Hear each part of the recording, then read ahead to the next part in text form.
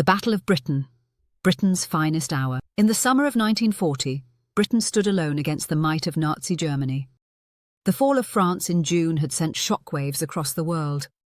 For 6 weeks, the German Wehrmacht had torn through French defences with devastating efficiency, forcing the British Expeditionary Force into a desperate evacuation at Dunkirk.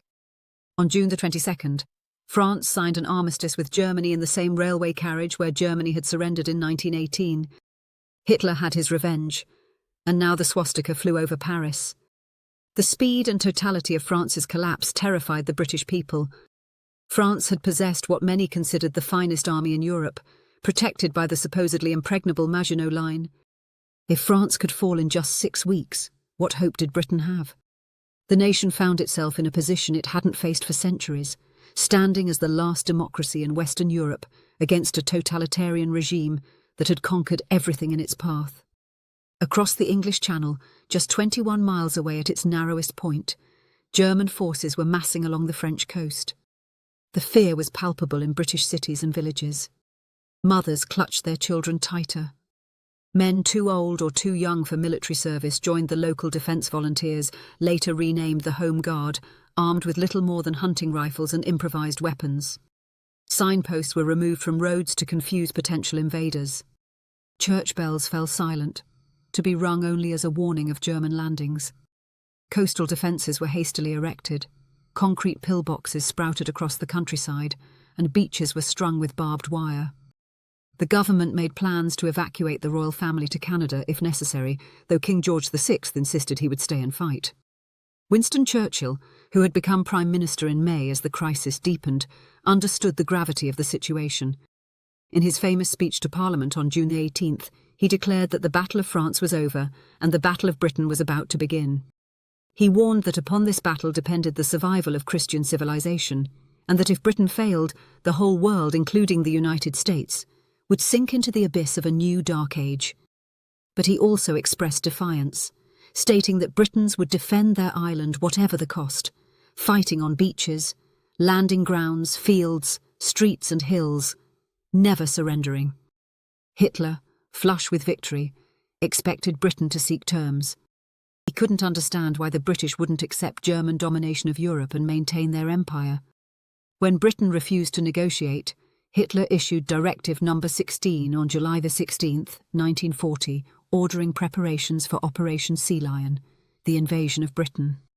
But there was a critical prerequisite. Germany needed air superiority over the English Channel and southern England. The task fell to Hermann Göring's Luftwaffe, which had proven devastatingly effective in Poland, Norway and France. Göring was supremely confident. The Luftwaffe possessed approximately 2,800 aircraft, including around 1,400 bombers and Man-200 fighters. Against this armada, RAF Fighter Command could muster only about 640 fighters, primarily Hurricanes and Spitfires. The numerical advantage seemed overwhelming, and Göring boasted he would sweep the RAF from the skies in days. He believed British morale was already broken and that a sustained bombing campaign would force Churchill's government to capitulate. But Göring and the German High Command had underestimated several crucial factors. First, they didn't fully appreciate the effectiveness of Britain's integrated air defence system.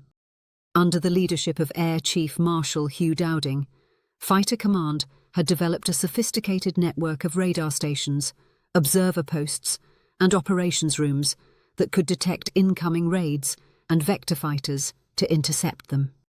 This chain-home radar system, the world's first integrated air defence network, gave the RAF a critical advantage. British fighters didn't need to fly constant patrols.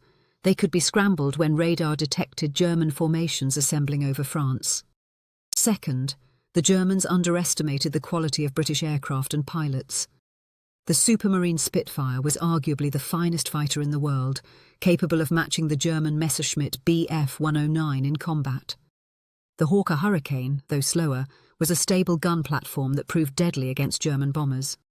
British pilots were fighting over their own territory, meaning those who survived being shot down could return to combat, while German pilots who bailed out became prisoners of war.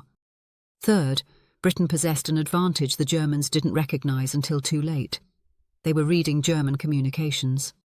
The ultra-secret, Britain's ability to decrypt German Enigma codes, provided valuable intelligence about Luftwaffe intentions and strength, though this information had to be used carefully to avoid revealing the source. The battle began in earnest in July 1940 with attacks on British shipping in the Channel and coastal targets. The Luftwaffe wanted to draw out RAF fighters and destroy them in combat, while also disrupting British supply lines. These early engagements were probing attacks, testing British defences and pilot quality. The results surprised the Germans. RAF fighters proved aggressive and skilled, and losses were roughly equal on both sides. On August the 13th, Adler Tag, Eagle Day, the Luftwaffe launched its main offensive against RAF airfields and infrastructure. Goering's plan was to destroy fighter command on the ground and in the air through overwhelming force. Wave after wave of German bombers, escorted by fighters, crossed the Channel to attack radar stations, airfields and aircraft factories. The sky over southern England became a battlefield unlike any the world had seen. For the young men of fighter command, many barely out of their teens, life became a desperate cycle of scrambling to intercept raids, engaging in furious combat at 20,000 feet, landing to refuel and rearm, then scrambling again. Pilots flew 4, 5, sometimes 6 sorties a day. The physical and mental strain was enormous. They watched friends die in flames, saw bombers break through to hit their bases, and return to airfields cratered by bombs, sometimes having to land on grass beside destroyed runways. The 2 weeks from August 24th to September 6th represented the crisis point. The Luftwaffe concentrated on fighter command's airfields in southeast England, the crucial sector stations that controlled the defence of London and the approaches to the capital. Biggin Hill, Kenley, Hornchurch, North Weald, these bases were hit repeatedly. Ground crews worked frantically to repair damage between raids. Pilots slept in their cockpits or in dispersal huts, ready to scramble at a moment's notice. The attrition rate was terrifying. Fighter command was losing pilots faster than training schools could replace them, and experienced squadron and flight commanders were being killed or wounded at an alarming rate. Dowding faced an agonising dilemma. He needed to husband his forces, keeping squadrons in reserve to defend the north and maintain a strategic reserve. But the pressure on his frontline squadrons was becoming unsustainable. Some units were reduced to half strength. Exhausted pilots were making mistakes, and the quality of replacements was declining as training was shortened to meet demand. If the Luftwaffe maintained this pressure for another 2 weeks, fighter command might collapse. Then Hitler made a fatal error. On September the 7th, in retaliation for an RAF bombing raid on Berlin, he ordered the Luftwaffe to shift its focus from fighter command's airfields to London itself. That afternoon, 348 German bombers escorted by 617 fighters struck the London docks in the first mass daylight raid on the capital. The East End burned, and over 400 civilians died. It was the beginning of the Blitz, the sustained bombing campaign against British cities that would continue for months. But strategically, it was a catastrophic mistake. Just as fighter command was on the ropes, the pressure was lifted. Airfields could be repaired, squadrons could rest and rebuild, and new pilots could be integrated into units. The RAF had been given a reprieve at the critical moment. Moreover, attacking London meant German fighters were operating at the extreme limit of their range, giving them only minutes over the target before fuel concerns forced them to turn back. British fighters could engage on more favourable terms. September 15th, 1940, now celebrated as Battle of Britain Day, marked the climax. The Luftwaffe launched 2 massive raids on London, confident that fighter command was nearly finished. Instead, they encountered fierce resistance. Every available squadron was thrown into the battle.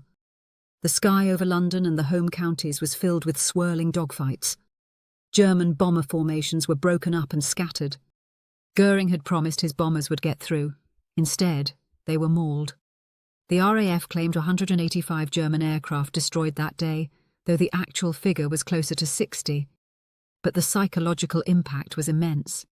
Hitler and the German High Command realised that air superiority was not going to be achieved. 2 days later, Hitler postponed Operation Sea Lion indefinitely. The invasion of Britain was off.